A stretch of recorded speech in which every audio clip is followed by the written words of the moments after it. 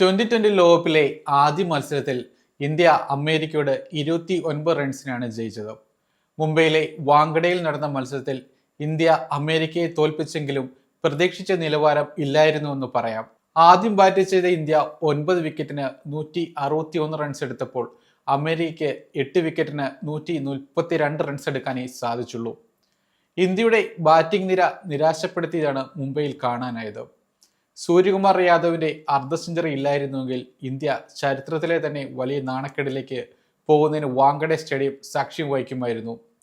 എന്തായാലും ഇന്ത്യക്ക് ജയത്തോടെ തുടങ്ങാനായി എന്നത് ആശ്വാസം നൽകുന്ന കാര്യമാണ്.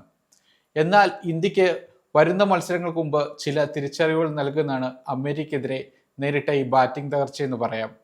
ഇന്ത്യയുടെ ബാറ്റിംഗ് നിര ആദ്യ മത്സരത്തിൽ പ്രയാസപ്പെട്ടതോടെ ചില മാറ്റങ്ങൾ പ്ലേയിങ് ലെവലിൽ ഉണ്ടാവുമെന്നാണ് ആരാധകർ പ്രതീക്ഷിക്കുന്നത്.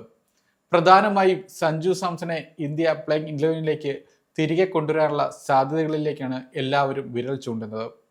ഇടംകൈയ്യന്മാരായ ടോപ്പ് 3 ഉൾപ്പെടുത്തുന്നത് എതിരാളികൾക്ക് കാര്യങ്ങൾ എളുപ്പമാക്കുന്നുണ്ട്.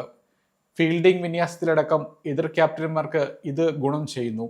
സഞ്ജു സാംസണെ ഓപ്പണിംഗിലേക്ക് കൊണ്ടുവന്ന് ശിവൻ ദുബെയിനെയോ റിങ്കു സിംഗിനെയോ പുറത്തിരുത്തണമെന്നാണ് ആരാധകർ ആവശ്യപ്പെടുന്നത്.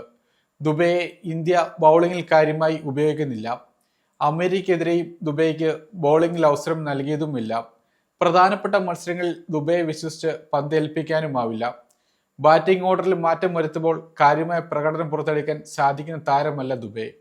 സ്പിന്നിനെതിരെ മികവ് കാട്ടാൻ ഉയർന്ന ശാരീരിക ക്ഷമതയുള്ള ദുബൈക്ക് സാധിക്കാറുണ്ട്. എന്നാൽ പേസിനെതിരെ ദുബൈ കേമനാണെന്ന് പറയാനാകില്ല. റിങ്കു സിംഗിന്റെ പ്രകടനത്തിലേക്ക് വരുമ്പോഴും ചില പ്രശ്നങ്ങൾ പറയാനാകും.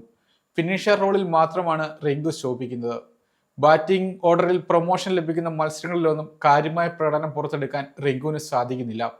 അമേരിക്കയ്ക്കെതിരായ 6ാം നമ്പറിൽ ക്രീസിലെത്തിയ റിങ്കുവിന് ഇന്ത്യയുടെ രക്ഷകനാകാനുള്ള അവസരമായിരുന്നു ഉണ്ടായിരുന്നത്. എന്നാൽ 14 പന്തിൽ 6 റൺസാണ് താരത്തിന് നേടാനായത്. ശിവൻ ദുബെയും റിങ്കു സിംഗും ഇടംകൈയ്യന്മാരാണ്.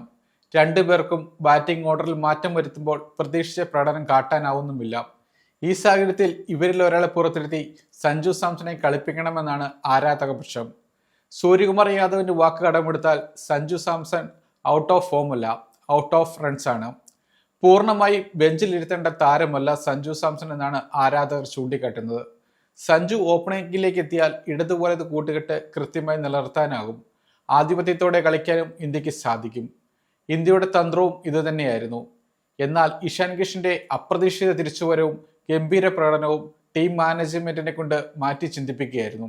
അമേരിക്കയോട് ഇങ്ങനെ തകർന്നുവെങ്കിൽ വലിയ ടീമിനെതിരെ ഇന്ത്യയുടെ അവസ്ഥ എന്താകുമെന്ന ചോദ്യം പ്രസക്തമാണ്.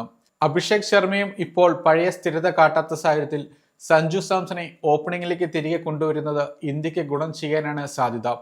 എന്നാൽ ഗൗതം ഗംഭീർ അത്തരമൊരു മാറ്റം ഇപ്പോൾ വരുത്താനുള്ള സാധ്യത കുറവാണെന്ന് തന്നെ പറയാം. ഇഷാൻ കിഷനിൽ കൂടുതൽ വിശ്വാസം അർപ്പിച്ച് തന്നെയാവും ഇന്ത്യ അടുത്ത മത്സരത്തിലും കളിക്കുകയെന്നാണ് നിലവിലെ സൂചനകൾ വ്യക്തമാക്കുന്നത്. 2ാം മത്സരത്തിൽ മുഹമ്മദ് സിറാജിന് പകരം ജസ്പ്രീത് ബുംറ പ്ലേയിങ് 11 തിരിച്ചെത്തിയേക്കും. ഇതൊഴികെ വേറെ മാറ്റങ്ങൾക്കൊന്നും സാധ്യതയില്ല. എന്തായാലും സഞ്ജുവിന് ലോകകപ്പിലുടനീളം ബെഞ്ചിലിരിക്കേണ്ടി വരില്ലെന്നാണ് ആരാധകർ പ്രതീക്ഷിക്കുന്നത്. സമയം മലയാളം വാർത്തകൾ ഇനി ടൈംസ് ഓഫ് ഇന്ത്യ സൂപ്പർ ആപ്പിലും. ഇതിനായി പ്ലേ സ്റ്റോറിൽ നിന്നോ ആപ്പ് സ്റ്റോറിൽ നിന്നോ times of India app install ചെയ്യൂ. മലയാളം ഭാഷ തിരഞ്ഞെടുക്കൂ. വാർത്തകൾ ആസ്വദിക്കാം. എല്ലാം ഇനി സമയത്തിൽ.